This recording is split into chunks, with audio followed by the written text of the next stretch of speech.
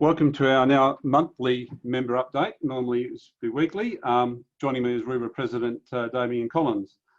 Damian, I thought we might cover the market. There's been a lot of activity in the last couple of weeks, and hopefully we'll see the real facts on screen, which you can talk to. Yeah, it certainly has been a busy period, Neville, and as we know, we got down to the low 280s weekly sales in early and mid-April. And that was after we had a really good start here where we got into the 600s and even early 700s. But yeah, fantastic results this week. It's 844 sales for the week, and that includes clearly land. It was a big standout with 263. That's up significantly. But overall, 844 sales across land, apartments, and land units and houses is the best number since April 2015. So I think we're feeling, and we all remember what's happened since April 2015. It all went downhill for a long time. So I think our members can feel very optimistic. We've got low stock for sale, and if we can get more stock, it'll be great. The buyer demand is there.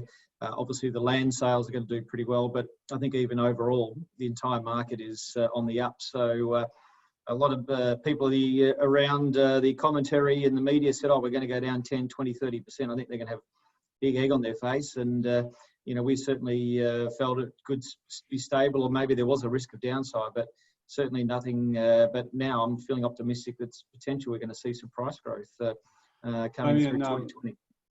I think land sales went up about 108%, but I understand that there's been significant inquiry for infill land closer to the city, because rather than building out in the boom blocks, so there seems to be a lot of activity in relation to vacant land in the inner suburbs. Well, there just won't be enough. There won't be enough vacant land in the established areas. It's just pure and simple for the demand. So yeah, anyone who's got a vacant block for sale in within 20k at Perth, I reckon you'll sell that very quickly. And also the rental. You know, it's amazing. The level of rental stock last year was 7.5. Now it's 4.3. Yeah, and it's been plummeting about 300 a week for the last few weeks, Neville, and it's hard to put a finger on it. Where it's, you know, I'm sort of talking to agents and looking at my own team, and I think it's a combination. The fact that we were losing a lot of people leaving the state the last few years. Well, obviously no one's leaving at the moment. They're pretty happy to be in WA, and we're starting to see some expats return.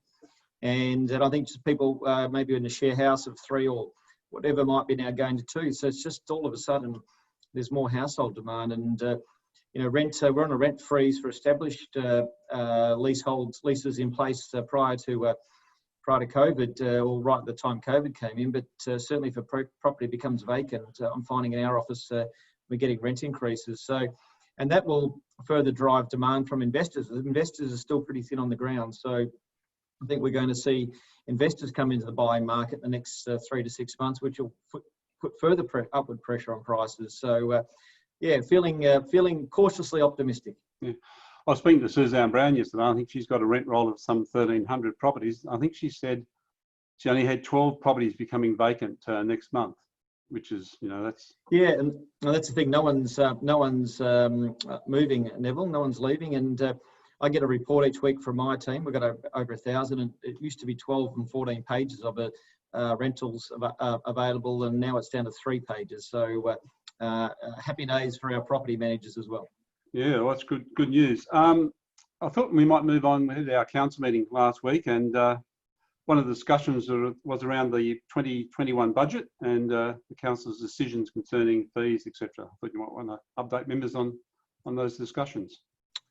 Yeah, thanks, Neville. Look, we appreciate the challenging time that our members have had during COVID. I think we're all feeling a lot better than we were 2 months ago, but nonetheless, it's been a hit to our members' business, and we can't be certain we're out of it. So the council agreed to keep all fees the same.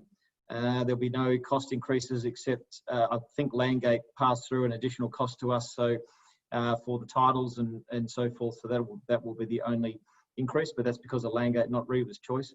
And we've agreed to continue to have no membership fees right through to 30 September. So we took that position early.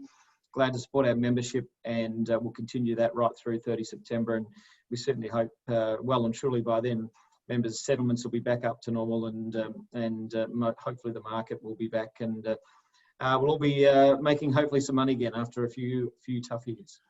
Yeah, hopefully members appreciate those initiatives.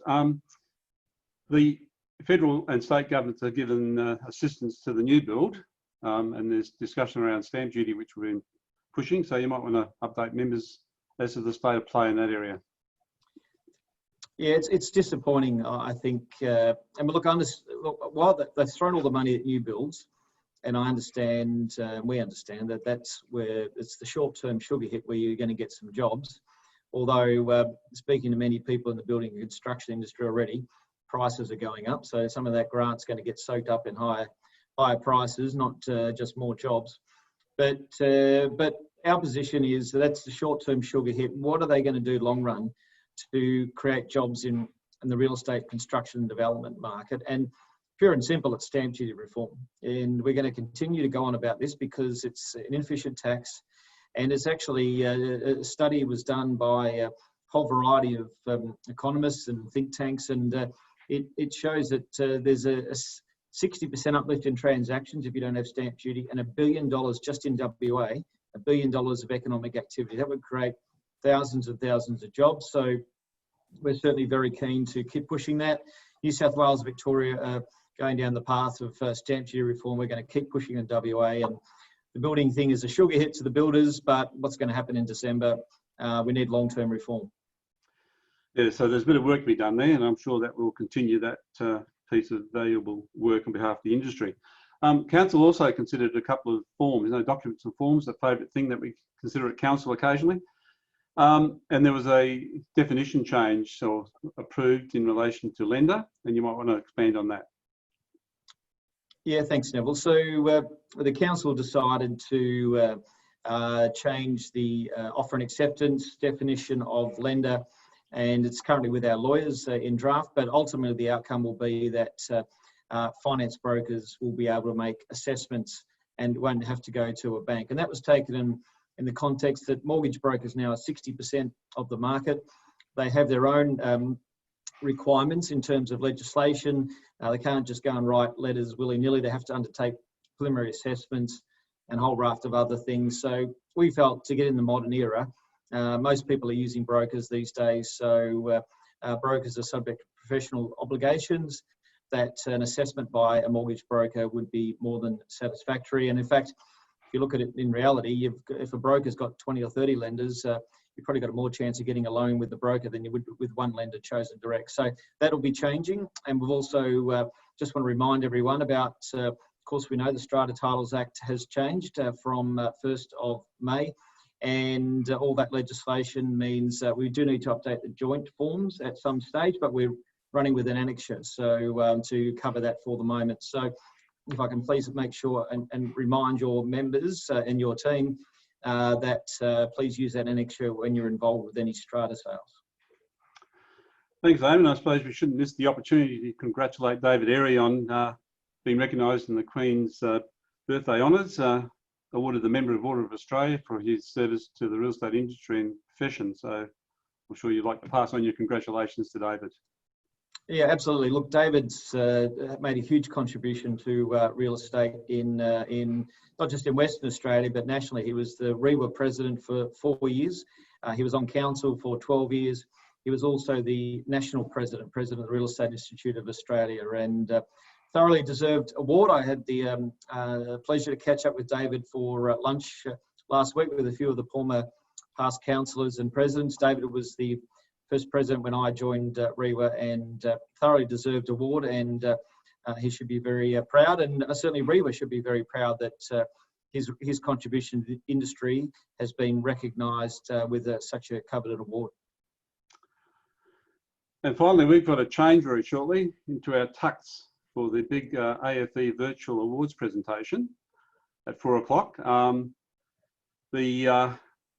will be a Members Weekly going out shortly with a link, an invitation for members to join us. So it's going to be a great event. We've got some great things happening. So Damian, I look forward to you in your black tie.